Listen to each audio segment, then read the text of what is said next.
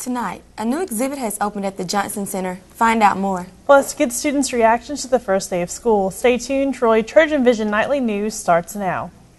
From the high-definition digital production center on the Troy campus, with news from Troy University locations around the world, this is Troy TrojanVision Nightly News.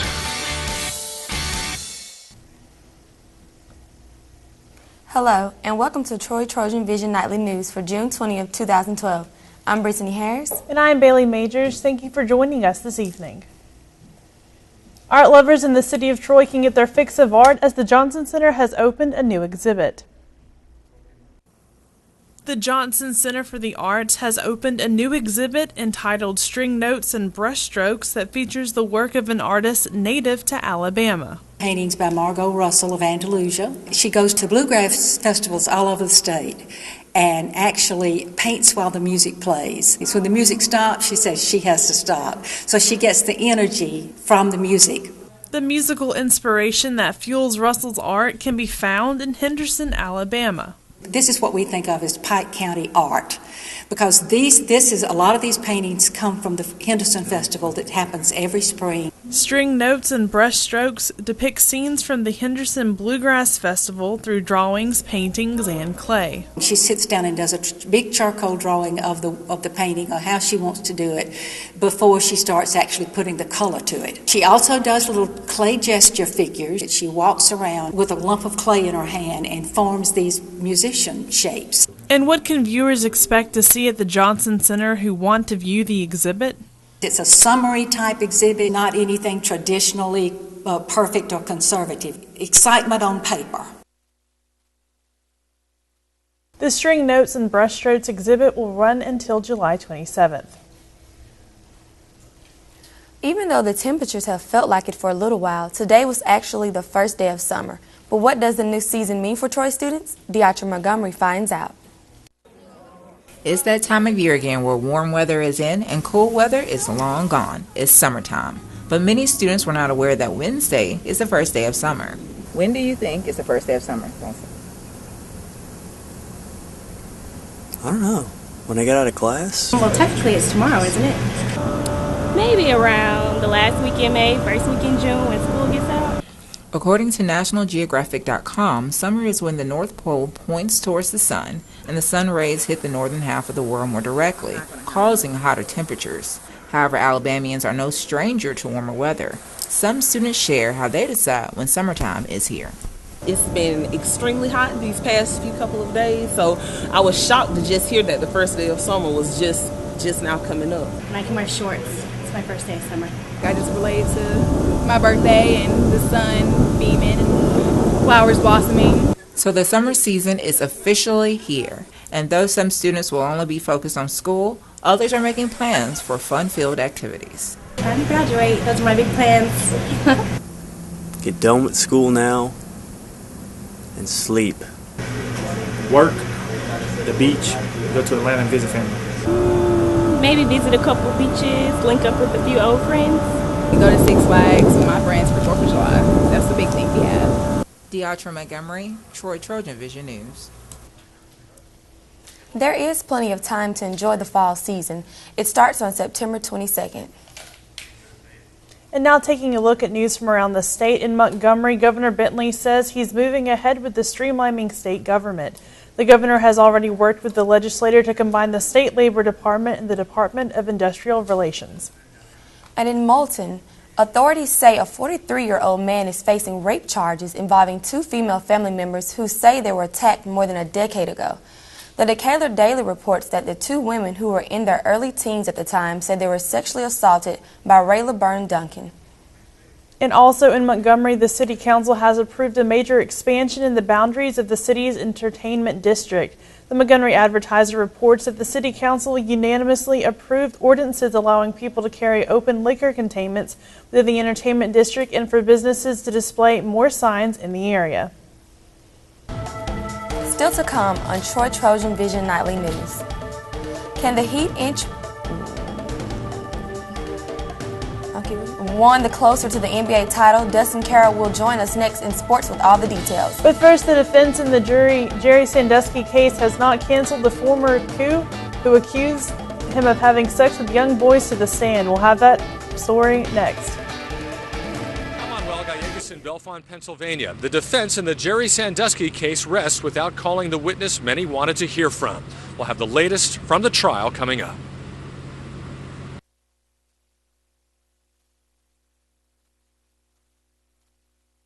If you can learn one thing in life, especially if you go into business, it's how to communicate and how to work with others.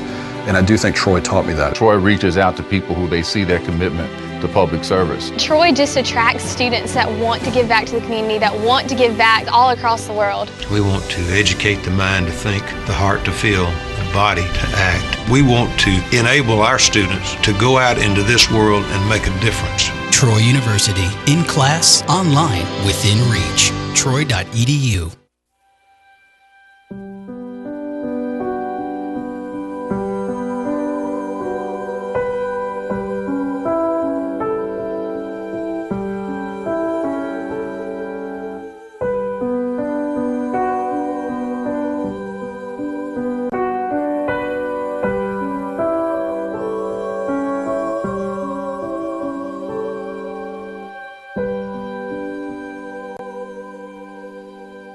From the high-definition digital production studios of Troy University, you're watching the award-winning TrojanVision Nightly News.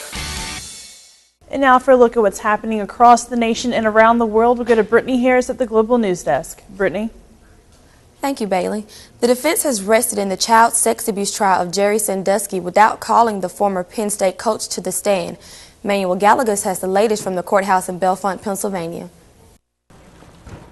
Jerry Sandusky did not take the stand after all. His defense lawyers had hinted he would tell jurors his side of the story, but in the end, they rested without the former Penn State coach testifying. Closing arguments are now set for tomorrow. This morning, the defense called witnesses in an attempt to discredit Mike McQuarrie, the former Penn State assistant coach who testified he saw Sandusky molesting a boy in a campus shower. The first witness was a family friend of McQuarrie who testified the assistant coach was visibly shaken when he told him he had heard sexual sounds and had seen Jerry Sandusky with a boy. But he says McQuarrie never actually saw sex and no one called 911. Another witness testified that McQuarrie might have participated in a second-mile golf tournament 2 years after he witnessed the alleged assault, even though he swore last week he wanted nothing ever to do with Sandusky again. Sandusky's wife, Dottie, took the stand yesterday. She testified that she never saw anything suspicious when her husband spent time with young boys in their home. An 18-year-old accuser testified last week he screamed for help when Sandusky raped him in his basement. But when defense attorney Joe Amendola asked Dottie if she ever heard anyone yelling for help, she answered no. Tuesday was the first time Dottie Sandusky spoke publicly about her husband's alleged crimes. Manuel Gallegos, CBS News, Bellefonte, Pennsylvania. On Capitol Hill, a Republican-led panel is ready to hold the Attorney General in contempt. The committee wants documents that the White House is now using executive privilege to protect. Tara Mergener has the more on the showdown. A House panel spent hours Wednesday debating whether to hold the U.S. Attorney General in contempt of Congress. The Department of Justice has fought this committee's investigation every step of the way. Republican Chairman Darrell Issa called for the vote after Attorney General Eric Holder did not turn over subpoenaed documents from a Justice Department investigation into Operation Fast and Furious, a botched Mexican gun-running sting. It shouldn't be a political witch hunt against the Attorney General of our country and our president in an election year. The Attorney General and the chairman met Tuesday but could not reach a deal. Then Holder asked the White House for executive privilege to protect the documents, and the president granted it. The president's assertion of executive privilege creates even more questions. The committee has been investigating Fast and Furious for a year and a half. During that time, the Justice Department has turned over 7,600 documents related to the operation. I think we are actually involved more in political gamesmanship as opposed to trying to get the information they say they want. Republicans say a U.S. border agent lost his life because of this botched operation, and Holder is obligated to provide the documents. That does not mitigate this Attorney General's responsibility to comply with a subpoena from Congress. Some Republicans have called for Holder's resignation. The Attorney General says he still has the full confidence of the president. Tara Mergener for CBS News, Capitol Hill. WikiLeaks founder Julian Assange is refusing to leave Ecuador's embassy in London. He's making a last ditch to avoid extradition to Sweden, where he faces allegations of sex crimes. CBS' Monica Villamizar reports from London. British police stood guard at Ecuador's London embassy, ready to arrest Julian Assange if he stepped outside. But as long as he stays inside, he's beyond the reach of British law. The founder of WikiLeaks broke his bail agreement when he sought refuge Tuesday night. He's asking the South American nation to grant him political asylum, a move he hopes will save him from being deported to Sweden for allegations of sex crimes. Assange says his country, Australia, won't defend him against political persecution. The whistleblower says he's being framed for leaking thousands of secret U.S. documents on his WikiLeaks website. The Ecuadorian embassy is next to the famous department store Harrods. Julian Assange is holed up in the heart of London, and analysts are saying that he is running out of options. Really, running away and seeking asylum in Ecuador is his last shot. Thank you, President Correa. Just last month, Ecuador's president joked with Assange on a TV talk show. And cheer up. Welcome to the club of the persecuted. President Correa showed support for WikiLeaks and kicked a U.S. diplomat out of Ecuador when the scandal broke in 2010. About a dozen supporters gathered outside the embassy to back Assange. We don't know how long this is going to take. Is this going to take hours, weeks, or months? Who knows? Officials in Ecuador say, however long it takes to consider the request, Assange will remain under the protection of their government. Monica Villamizar, CBS News, London.